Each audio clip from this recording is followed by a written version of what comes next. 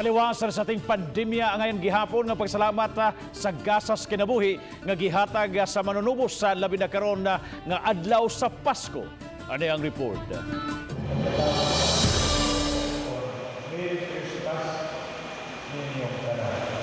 Alas 8 kagabi gipahigayon ang aginaldo mass nga gihalad ni Cebu Archbishop Jose Palma kauban ang mga pari sa Cebu Metropolitan Cathedral. Daghang manimbahay ang sayo miabot sa simbahan aron makapwesto nunod sa hugot nga pagpatuman sa health protocol.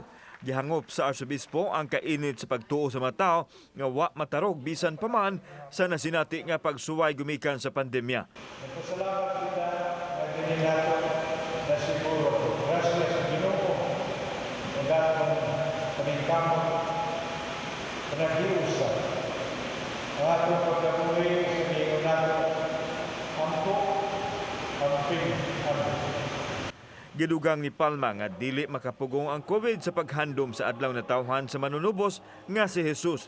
Apan iyang gipanghimug-atan nga gikinahanglang mosunod yod sa lagda aron malikay sa sakit.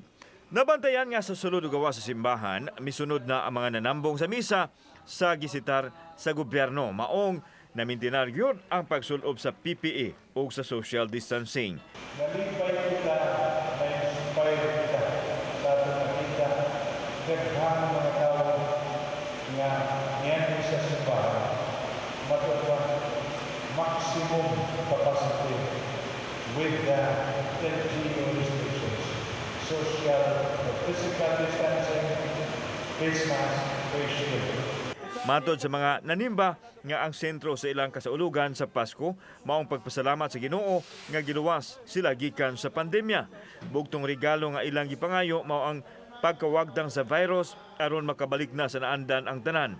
Usa kanila si Ira nga dili balik kung wala ang material nga butang basta himsog ang panglawas sa iyang pamilya. Mawala na gyud taning COVID karon.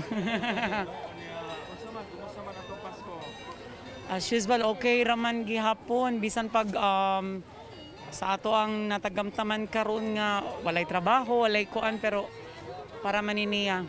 Kauban si Godfrey Relian, ako si Alan Domingo. Balitang Bisdak.